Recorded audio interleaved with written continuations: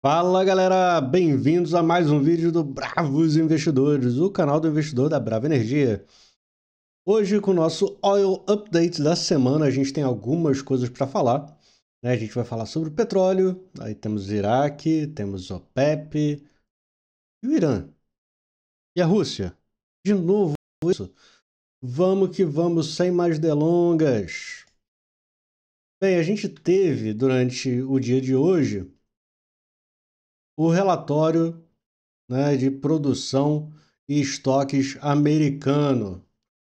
E aí a gente vê um negócio muito interessante. A gente teve um incremento, né, de estoques, tanto comercial quanto do SPR. Talvez esse incremento majorado do SPR, que semana passada foi de, acho que 0,2 ou coisa assim, tenha vindo exatamente do movimento tentando antecipar um possível shutdown no governo americano, onde entendo eu que esse tipo de gasto não será feito, né? E produção, quando a gente olha para a produção, a gente está vendo basicamente uma estabilidade, né? Produziu 4.000 barris a mais por dia no Alasca e nada no resto dos Estados Unidos, na parte continental. Lembrando que aqui é 1.000 barris por dia e aqui em cima é milhões de barris estocados. É o fechamento da semana, tá? Então subiu 2,5, um pouco acima da expectativa. Importação, importou um dedo mais, importou líquido, né? Um dedo mais porque importou menos, mas exportou menos ainda. Então a balança continuou nesse jogo. E aí o que a gente olha, eu queria mostrar para vocês que eu achei um negócio muito legal. Eu fui atrás do dado lá da produção da OPEP, né? Relatório do mês passado, mas é interessante a gente ver. Vai sair esse relatório provavelmente na quarta que vem, se não na outra. Aí eu falo com vocês. Teremos esse relatório fresquinho da PEP, mas eles botam aqui uma série de dados interessantes, que é a parte de petróleo, eles chamam de tight. É basicamente tudo que vem da bacia, das bacias do xisto, tá? Do shale, que são o que eles chamam de não convencional. Quando a gente olha, a gente teve uma produção de 13,5 milhões de barris dia e a gente tem uma produção média de 9.000 barris do shale, ou seja, um percentual gigante das 13,5 milhões de barris produzidos pelos Estados Unidos, 9 são do shale. E aí, ainda mantendo aqui essa. Vou ver se eu consigo. Não, ficou ruim. Peço desculpa. Quando a gente olha aqui, ele bota uma série de coisas importantes, que é a relação de sondas, que despencou, o preço do WTI, que despencou, porque isso é uma coisa que o Décio fala muito. O onshore você consegue desmobilizar muito rápido. Então, petróleo, quando o pessoal percebeu que ia começar a cair, começou a desarmar, terminou o que tinha que terminar e começou a desarmar novas sondas. Tanto é que a produção está mais ou menos em linha, tá? Só que aqui eu tenho outro gráfico que eu achei muito interessante. Aqui a gente tem Sputted Wells. Sputted Wells, eu não sei a tradução em português, mas basicamente é aquele poço que já começou o trabalho nele de fato, já tem, grosseiramente falando, já tem a cabeça do poço. Ou seja, já tem a estrutura para botar Já foi feita uma primeira perfuração básica, já colocou a cabeça do poço para fazer o poço em si. Tá? Started Wells é qualquer coisa. É, em teoria, um Started Well também, um poço começado, englobaria o Sputtered. Ou seja, todo poço que está Sputtered foi começado, mas nem todo começado foi Sputtered. Então aqui eles separam. Então a gente pode pensar que o Started Well é todo poço que já começou o trabalho para fazer essa cabeça de poço. Tá? E ali na linha verde a gente tem os poços completos, que já estão prontos, foram feitos e agora está entregue para o operador começar a produzir. Tá? E uma coisa que eu achei muito interessante é que a produção de completos caiu muito próximo a essa queda de sondas. Tá? E o que a gente vê? O pessoal está começando bem menos poços. A gente está o quê? 200 menos poços do que por semana, digamos assim, do que a gente viu em outubro do ano passado. E aí começou, o estoque está começando a ficar baixo de poços que começaram, e aí começa a descer também os sputteds, ou seja, aquela galera que depois de começar tem que começar a fazer a cabeça do poço. E esses dois dados aqui tendem a se igualar em algum momento. Tá? E pelo ritmo aqui dos poços começados, tá meio xoxo.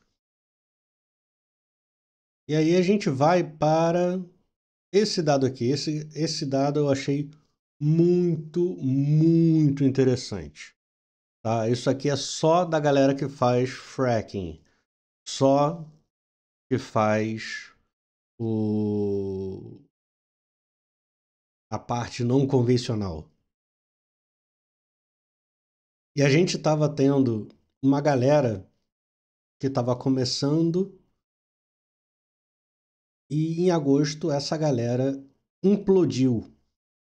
O que explica isso? Tá? O processo de fracking e tudo mais é muito mais caro.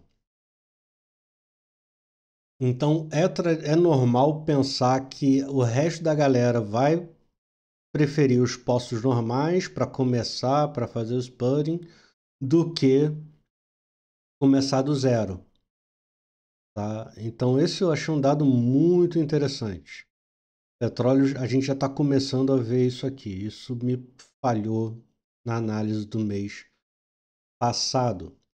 Mas o que eu queria falar agora também é o outro assunto, né? A gente teve a notícia hoje que o Iraque ia aumentar a produção em até 1 milhão de barris. Tá? Mas é uma coisa que é muito em aberto, não tem nada firme, nada foi afirmado por ninguém. Aí aqui essa reportagem da Reuters fala que a expectativa é que eles peçam mais 200 mil barris para a OPEP. Hoje a cota do Iraque na OPEP para outubro está em 4.237 mil barris por dia. Tá? Então, dá um gásinho. Só que quando a gente olha para a produção total da OPEP, página 63.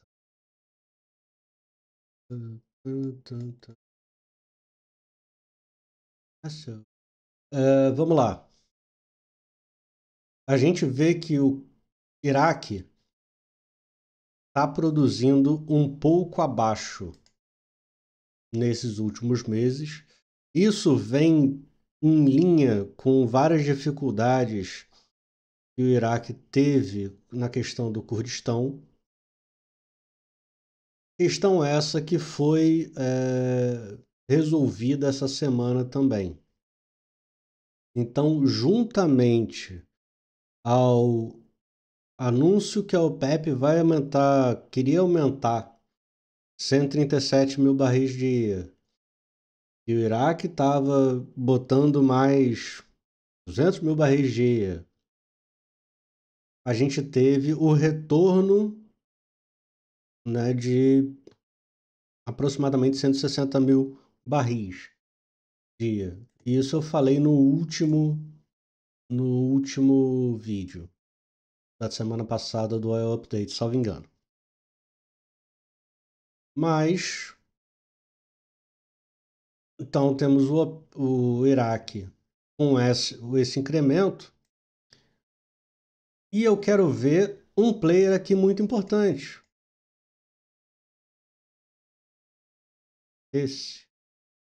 A Rússia. Deixa eu ver se eu consigo. Não, não consigo. A Rússia. A Rússia tem uma capacidade de produção grande, não há discussão, mas a gente está observando um volume de ataques cada vez maior na Rússia. De ontem para hoje, na madrugada, houve um ataque numa refinaria grande. Por enquanto, eles estão atacando refinarias e a capacidade de exportação e produção não está tão atingida ainda. Mas é claro, é importante lembrar que a capacidade de exportação frequentemente está ligado a dutos e todos os subsistemas que passam por estações de bombeamento que estão perto do complexo petroquímico, digamos assim, né, da refinaria. E a gente teve também o ataque a uma estação de bombeamento específica, uma estação de energia da estação de bombeamento e da estação de bombeamento em si, no sábado para domingo. E ali era um negócio que também pode atrasar, porque é um oleoduto de 1 milhão e poucos mil barris dia. Então são coisas que eventualmente são mais ou menos curto prazo para resolver, né? Dependendo do estrago, mas isso pode e deve vir a afetar a capacidade de exportação da Rússia. Só que, e aí é um só que relevante, o que está sendo mais atacado é a refinaria. Então a Rússia pode estar buscando um caminho outro para eventualmente até junto aos parceiros como Índia e China, uma troca literal, escambo. Eu te dou mais petróleo aqui e você me devolve gasolina, diesel, querosene e afins. Tá? Isso pode estar no plano de jogo do povo, porque eles estão numa situação bem delicada. Então, o que vai ser interessante nesse relatório?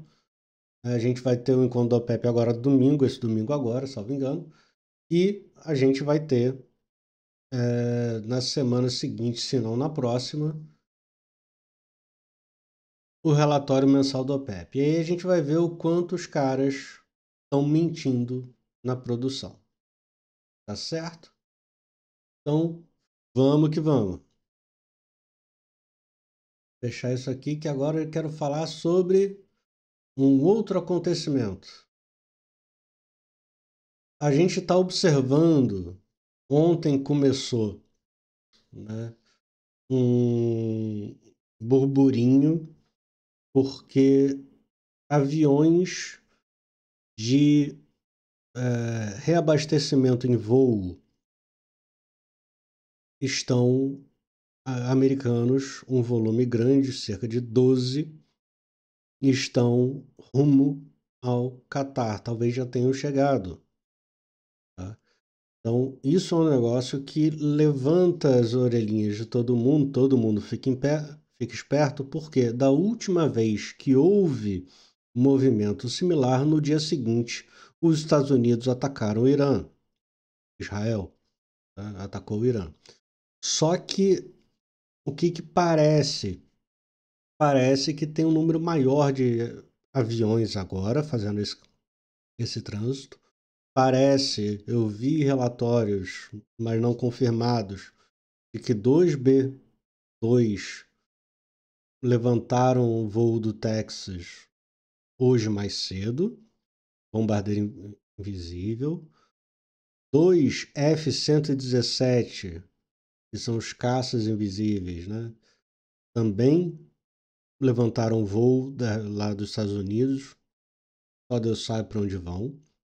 E esses aviões não saem dando volta por aí, geralmente eles saem com missão, né? Então é um negócio que é relevante. E ontem de tarde eu vi a notícia de que todos os generais mais graúdos tinham sido recolhidos das férias e de funções outras, tinham sido chamados para Washington. Então, mais uma questão relevante. Outra questão relevante é que ontem, por volta de 1 hora da tarde, eu acho que é o maior porta-avião americano, eu não vou me lembrar o nome do porta-avião, passou ali no, no estreito de... Eu sempre esqueço o nome. Mas o estreito ali ibérico entre Espanha e Marrocos, adentrando o Mediterrâneo. Então é mais uma coisinha aí para pensar. Então, e o Trump falou que vai reabastecer e vai manter a base no Catar, que é a maior dela, mais bombando ainda. E vai proteger o Catar e tudo mais. Então tem aí um volume de coisas que chamam a nossa atenção nesse movimento. Mas, além disso, isso aqui é uma imagem que eu peguei do Twitter, uma tradução, tá? Basicamente, o Chief of Staff, um generalzão, o chefe do exército, digamos assim, falou que eles precisam estar prontos a partir desta noite para uma guerra de alta intensidade. E adicionou: tem um adversário que está às portas da França e está testando, e que tem um interesse bem objetivo em enfraquecer a aliança, ou seja, a OTAN, criando através da criação de distorções de percepção. E aí, junto disso, saiu uma informação de que os hospitais foram informados para ficar mais atualizado ainda, mais prontos ainda para casos de guerra. Tivemos notícias de que um caça sueco derrubou um drone lá na fronteira, acho que da Estônia, e coisas no ar, muita coisa no ar. E aí, o que acontece é o petróleo que estava despencando, hoje ele acordou despencando com a notícia de que como posso dizer, que o Iraque ia aumentar 1 milhão de barris dia. Na segunda-feira ele abriu e caiu direto, inclusive com informações na terça-feira de manhã que, além dos 137 mil barris, haveria também um aumento de mais 500 mil barris dia pelos próximos 3 meses, terminando de vez de aumentar, de voltar toda a produção, todas as cotas da OPEP que haviam sido retraídas desde a Covid. E também boa parte dessa queda, que a gente pode observar desde segunda, perdão, aqui sexta já teve uma queda relevante, mas ela se acentuou. Caramba, eu tô aqui viajando, desculpa. Na segunda, a queda, e essa sequência de queda eu também atribuo à falta de notícias da questão da Rússia, dos ataques na Rússia. Porque na quarta, quinta-feira, o Zelensky e o Trump soltaram uma série de comunicados e, de certa forma, começou a se falar muito, mas muito mesmo, sobre, inclusive, a cessão de mísseis Tomahawk para a Ucrânia atacar a Rússia. A Ucrânia já tem, né, o seu míssil, o Tomahawk tem suas vantagens, e uma coisa que me deixou encucado é que essa refinaria que foi atacada hoje, ela foi atacada e o relato que eu vi, os dois relatos, é que não teve barulho de drone, porque os drones, eles têm barulho, eles são basicamente teco-tecos, tá? Então tem um barulho da hélice, e ele vai devagarzinho. O míssil não, o míssil cai, é o barulho do foguete químico, motor químico, caiu, explodiu, né? Então, fiquei na dúvida se será que foi um foguete ucraniano ou se já foi o primeiro Tomahawk americano. Na contraponta, a Rússia atacou até Chernobyl esses dias, tá? Sim, a Rússia atacou Chernobyl, sabendo que Chernobyl tá na merda. Os caras são inconsequentes mesmo, querem ver o parquinho pegando fogo. Então, muita coisa nas madrugadas, muitas possibilidades, tá? Nas madrugadas. Não recomendo ficar como eu, madrugada dentro, acompanhando isso. Acorda só de vez em quando para dar uma olhada, porque muita coisa no ar, tem muita vírgula que pode ser mal interpretada e pode disparar um evento um pouco maior. No limite, dado o preço atual do petróleo e a oferta de aumento de produção, inclusive do Iraque, pode ser uma combinação de permissão tanto para Israel quanto para a Ucrânia de atacarem ainda mais as estruturas de produção de petróleo. Porque notem, até o momento não temos relatos de destruição relevante de infraestrutura de produção e extração de petróleo. A gente tem estação de bombeamento, a gente tem oleoduto, a gente tem porto, a gente tem estação de um monte de coisa. Mas a gente ainda não viu uma central de armazenamento de petróleo grande sendo explodida, petróleo bruto. A gente ainda não viu nada de produção assim de larga escala. Tanto é que se estima que a Rússia eventualmente pode estar trocando, como eu falei, petróleo por produtos junto aos seus parceiros. E nas últimas horas também, sabia que eu estava esquecendo de alguma coisa, o G7 basicamente se comprometeu a botar mais pressão em quem comprou petróleo russo e diminuir agressivamente a importação de energia russa por eles mesmos. Okay? Então isso é um ponto relevante. E agora, vamos dar uma olhada aqui na nossa Bravinha. Bravinha que hoje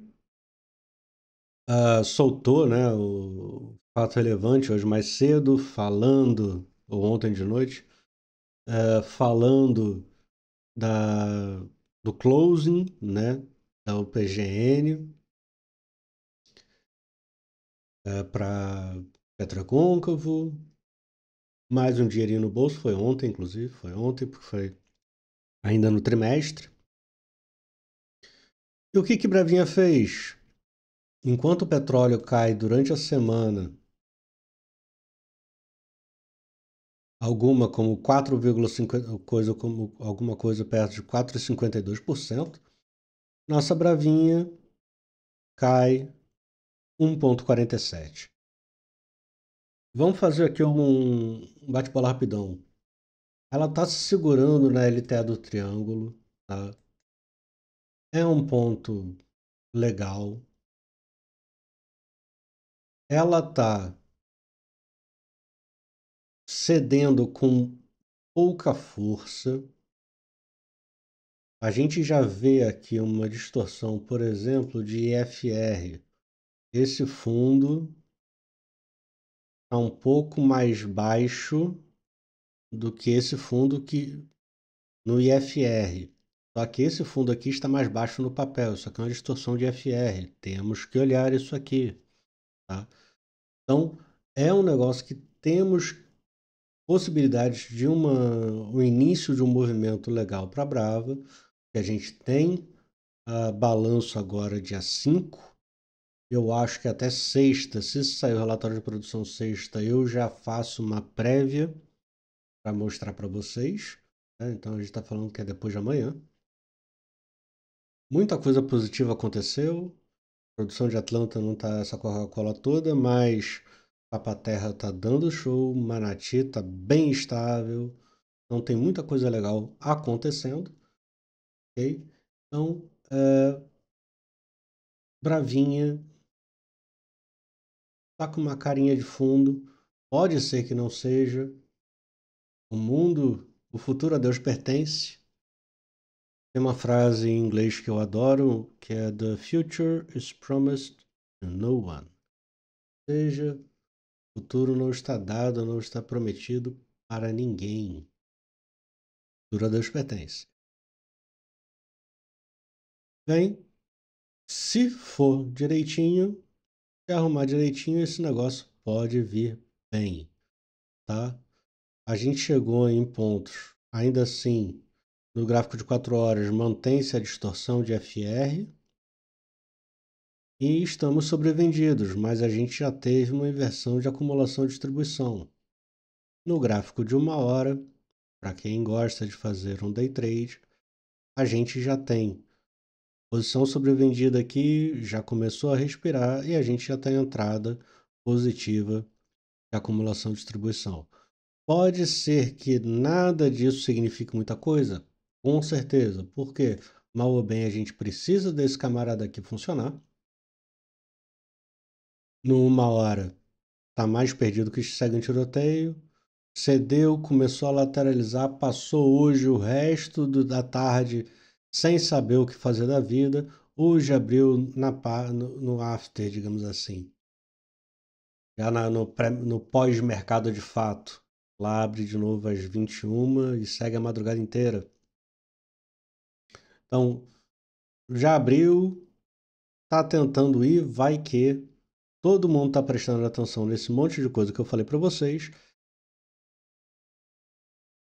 E eu vi um vídeo hoje do CEO da Diamond.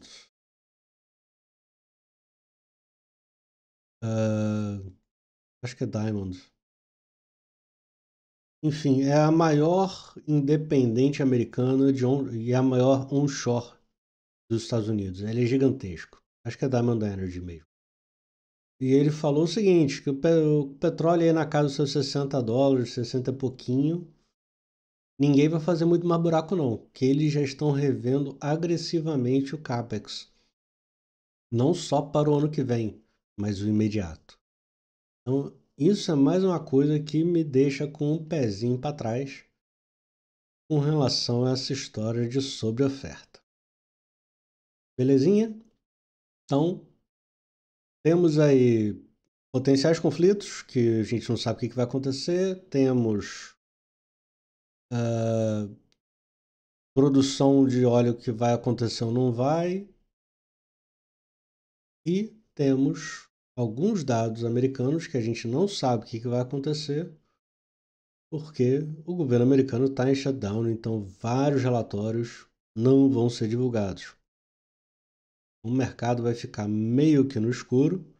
Tá? A gente teve esse da EIA, que foi uma grata surpresa, e eles soltaram inclusive uma nota falando que no futuro previsível, até que alguém fale o contrário, eles vão continuar liberando os dados. Mas a gente já também teve notícia que outros dados não vão ser divulgados. Certo? Enfim, muito obrigado a todos. Tenham todos uma boa noite, um bom dia, uma boa noite amanhã, um bom dia amanhã, depois da manhã e sexta-feira de noite estaremos de volta. Gostou do vídeo? Deixa aquele like. Aceito críticas, comentários, elogios. Solta lá o dedo no comentário e se inscreve, dá esse gás aí. Beleza? Tô querendo chegar em 500.